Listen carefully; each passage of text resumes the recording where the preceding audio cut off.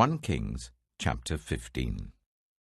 In the 18th reign of the year of Jeroboam son of Nebat, Abijah became king of Judah, and he reigned in Jerusalem for 3 years. His mother's name was Maacah, daughter of Abishalom.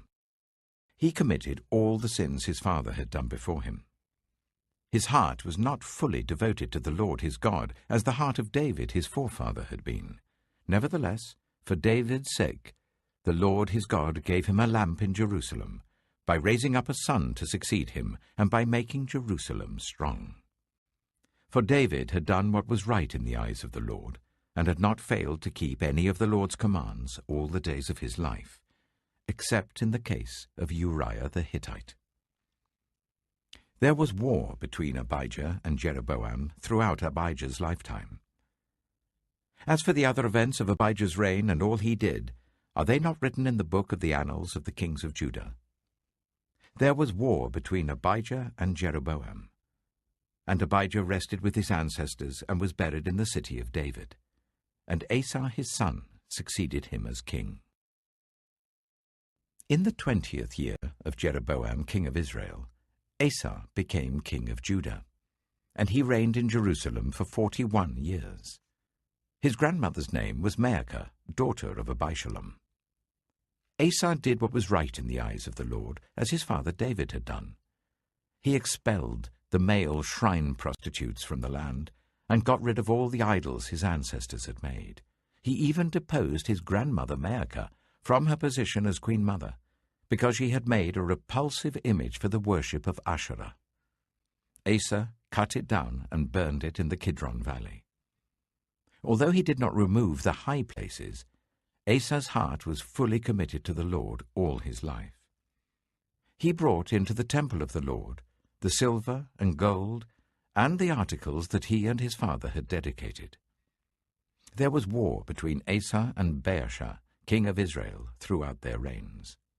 Baasha, king of Israel, went up against Judah and fortified Ramah to prevent anyone from leaving or entering the territory of Asa, king of Judah.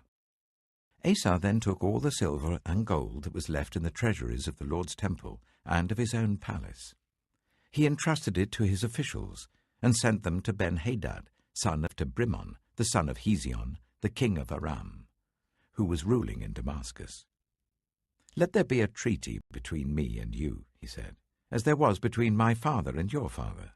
See, I am sending you a gift of silver and gold. Now break your treaty with Baasha, king of Israel, so that he will withdraw from me." Ben-Hadad agreed with King Asa, and sent the commander of his forces against the towns of Israel. He conquered Ijon, Dan, Abel, Beth-Maacah, and all Kinnereth, in addition to Naphtali. When Baasha heard this, he stopped building Ramah and withdrew to Tirzah. Then King Asa issued an order to all Judah. No one was exempt. And they carried away from Ramah the stones and timber Baasha had been using there. With them, King Asa built up Geba in Benjamin, and also Mizpah. As for all the other events of Asa's reign, all his achievements, all he did, and the cities he built, are they not written in the book of the annals of the kings of Judah? In his old age, however, his feet became diseased. Then Asa rested with his ancestors, and was buried with them in the city of his father David. And Jehoshaphat, his son, succeeded him as king. Nadab, son of Jeroboam, became king of Israel in the 2nd year of Asa, king of Judah, and he reigned over Israel for 2 years. He did evil in the eyes of the Lord, following the ways of his father, and committing the same sin his father had caused Israel to commit. Baasha, son of Ahijah, from the tribe of Issachar, plotted against him, and he struck him down at Gibbethon, a Philistine town, while Nadab and all Israel were besieging it. Baasha killed Nadab in the 3rd year of Asa, king of Judah, and succeeded him as king. As soon as he began to reign, he killed Jeroboam's whole family. He did not leave Jeroboam anyone that breathed, but destroyed them all, according to the word of the Lord, given through his servant Ahijah the Shilonite. This happened because of the sins Jeroboam had committed and had caused Israel to commit, and because he aroused the anger of the Lord, the God of Israel. As for the other events of Nadab's reign and all he did, are they not written in the book of the annals of the kings of Israel? There was war between Asa and Baasha, king of Israel, throughout their reigns. In the 3rd year of Asa, king of Judah, Baasha, son of Ahijah, became king of all Israel in Tirzah, and he reigned for 24 years. He did evil in the eyes of the Lord, following the ways of Jeroboam, and committing the same sin Jeroboam had caused Israel to commit. 1 Kings chapter 16. Then the word of the Lord came to Jehu, son of Hanani, concerning Baasha. I lifted you up from the dust, and appointed you ruler over my people Israel. But you followed the ways of Jeroboam, and caused my people Israel to sin, and to arouse my anger by their sins. So I am about to wipe out Baasha and his house, and I will make your house like that of Jeroboam son of Nebat. Dogs will eat those belonging to Baasha who die in the city, and birds will feed on those who die in the country. As for the other events of Baasha's reign, what he did and his achievements, are they not written in the book of the annals of the kings of Israel? Baasha rested with his ancestors and was buried in Tirzah, and Elah his son succeeded him as king. Moreover, the word of the Lord came through the prophet Jehu, son of Hanani, to Baasha and his house, because of all the evil he had done in the eyes of the Lord, arousing his anger by the things he did, becoming like the house of Jeroboam, and also because he destroyed it. In the 26th year of Asa, king of Judah, Elah, son of Baasha, became king of Israel, and he reigned in Tirzah for 2 years. Zimri, one of his officials, who had command of half his chariots, plotted against him. Elah was in Tirzah at the time, getting drunk in the home of Arza, the palace administrator at Tirzah. Zimri came in, struck him down, and killed him in the 27th year of Asa, king of Judah. Then he succeeded him as king. As soon as he began to reign and was seated on the throne, he killed off Baasha's whole family. He did not spare a single male, whether relative or friend.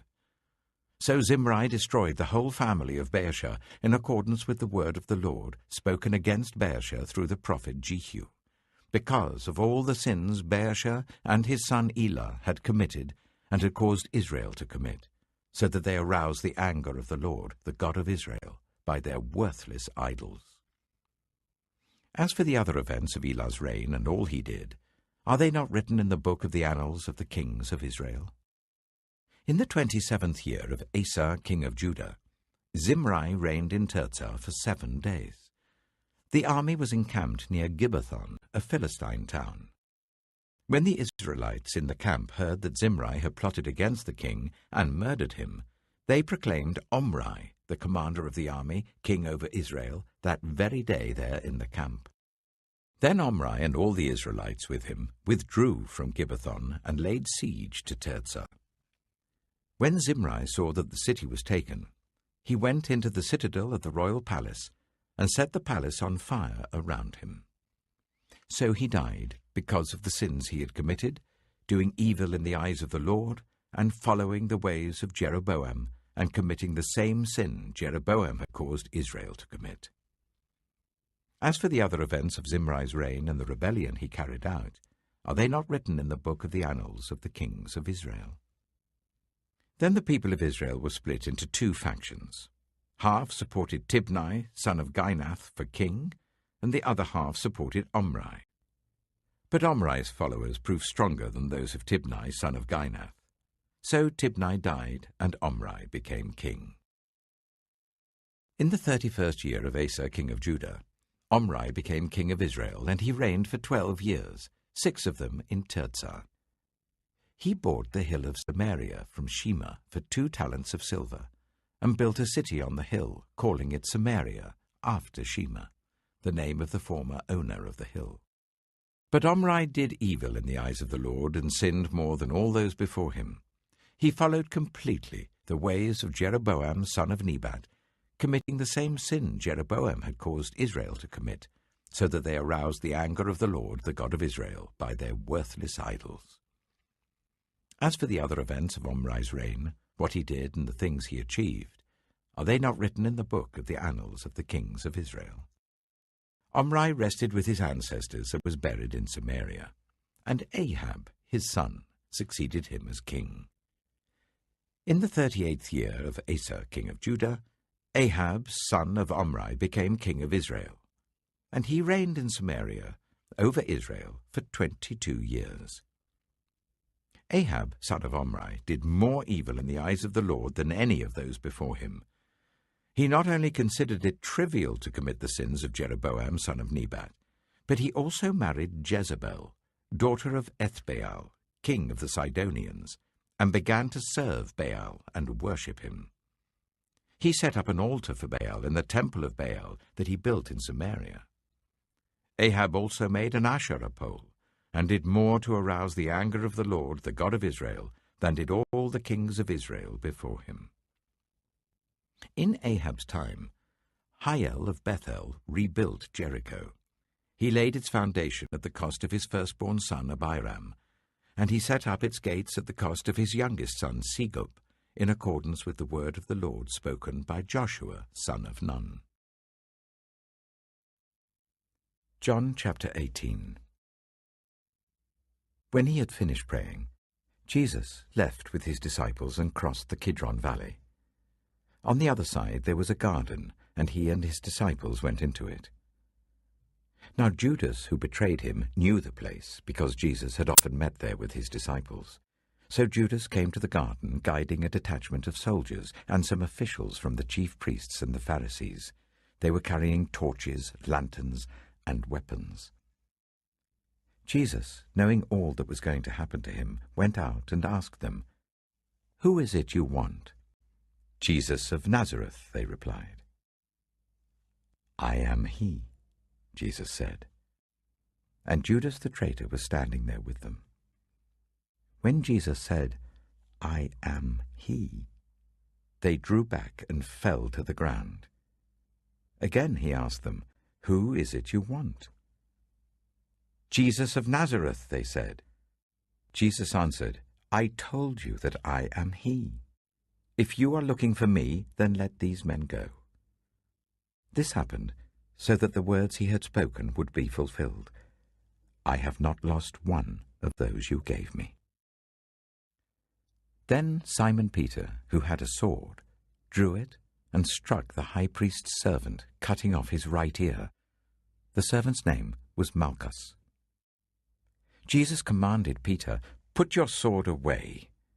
Shall I not drink the cup the Father has given me?" Then the detachment of soldiers with its commander and the Jewish officials arrested Jesus.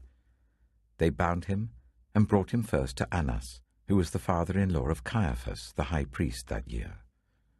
Caiaphas was the one who had advised the Jewish leaders that it would be good if one man died for the people. Simon Peter and another disciple were following Jesus. Because this disciple was known to the high priest, he went with Jesus into the high priest's courtyard, but Peter had to wait outside the door. The other disciple, who was known to the high priest, came back, spoke to the servant girl on duty there, and brought Peter in. "You aren't one of this man's disciples too, are you?" she asked Peter. He replied, "I am not." It was cold, and the servants and officials stood round a fire they had made to keep warm. Peter also was standing with them, warming himself. Meanwhile, the high priest questioned Jesus about his disciples and his teaching. "I have spoken openly to the world," Jesus replied. "I always taught in synagogues or at the temple, where all the Jews come together. I said nothing in secret. Why question me? Ask those who heard me. Surely they know what I said." When Jesus said this, one of the officials nearby slapped him in the face. "Is this the way you answer the high priest?" he demanded. "If I said something wrong," Jesus replied, "testify as to what is wrong. But if I spoke the truth, why did you strike me?" Then Annas sent him bound to Caiaphas the high priest. Meanwhile, Simon Peter was still standing there warming himself. So they asked him, "You aren't one of his disciples too, are you?" He denied it, saying, "I am not." One of the high priest's servants, a relative of the man whose ear Peter had cut off, challenged him, "Didn't I see you with him in the garden?"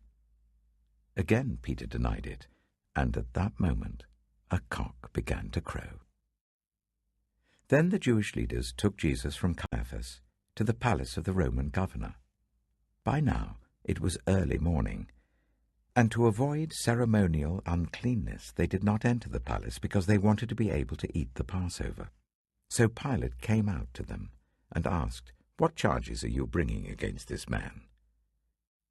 "If he were not a criminal," they replied, "we would not have handed him over to you."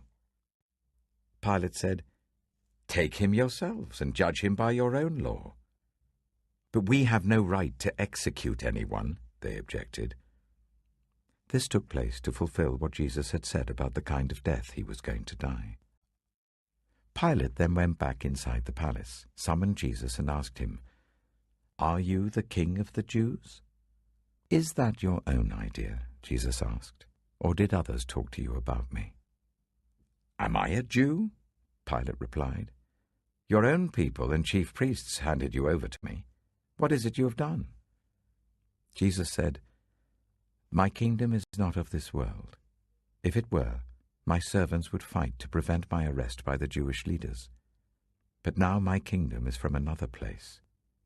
"You are a king, then," said Pilate. Jesus answered, "You say that I am a king. In fact, the reason I was born and came into the world is to testify to the truth. Everyone on the side of truth listens to me." "What is truth?" retorted Pilate. With this he went out again to the Jews gathered there and said, "I find no basis for a charge against him. But it is your custom for me to release to you one prisoner at the time of the Passover. Do you want me to release the King of the Jews?" They shouted back, "No, not him. Give us Barabbas." Now Barabbas had taken part in an uprising. Psalm 121. I lift up my eyes to the mountains. Where does my help come from? My help comes from the Lord, the maker of heaven and earth. He will not let your foot slip. He who watches over you will not slumber. Indeed, he who watches over Israel will neither slumber nor sleep. The Lord watches over you. The Lord is your shade at your right hand. The sun will not harm you by day, nor the moon by night. The Lord will keep you from all harm. He will watch over your life. The Lord will watch over your coming and going, both now and forevermore. Proverbs chapter 28. The wicked flee, though no one pursues, but the righteous are as bold as a lion. When a country is rebellious, it has many rulers, but a ruler with discernment and knowledge maintains order. A ruler who oppresses the poor is like driving rain that leaves no crops. Those who forsake instruction praise the wicked, but those who heed it resist them. Evildoers do not understand what is right, but those who seek the Lord understand it fully. Better the poor, whose way of life is blameless, than the rich, whose ways are perverse. A discerning son heeds instruction, but a companion of gluttons disgraces his father. Whoever increases wealth by taking interest or profit from the poor amasses it for another, who will be kind to the poor. If anyone turns a deaf ear to my instruction, even their prayers are detestable. Whoever leads the upright along an evil path will fall into their own trap, but the blameless will receive a good inheritance. The rich are wise in their own eyes. One who is poor and discerning sees how deluded they are. When the righteous triumph, there is great elation. But when the wicked rise to power, people go into hiding. Whoever conceals their sins does not prosper, but the one who confesses and renounces them finds mercy. Blessed is the one who always trembles before God, but whoever hardens their heart falls into trouble. Like a roaring lion or a charging bear is a wicked ruler over a helpless people. A tyrannical ruler practices extortion, but one who hates ill-gotten gain will enjoy a long reign. Anyone tormented by the guilt of murder will seek refuge in the grave. Let no one hold them back. The one whose way of life is blameless is kept safe, but the one whose ways are perverse will fall into the pit. Those who work their land will have abundant food, but those who chase fantasies will have their fill of poverty. A faithful person will be richly blessed, but one eager to get rich will not go unpunished. To show partiality is not good, yet a person will do wrong for a piece of bread. The stingy are eager to get rich, and are unaware that poverty awaits them. Whoever rebukes a person will in the end gain favor, rather than one who has a flattering tongue. Whoever robs their father or mother and says, "It's not wrong," is partner to one who destroys. The greedy stir up conflict, but those who trust in the Lord will prosper. Those who trust in themselves are fools, but those who walk in wisdom are kept safe. Those who give to the poor will lack nothing, but those who close their eyes to them receive many curses. When the wicked rise to power, people go into hiding, but when the wicked perish, the righteous thrive.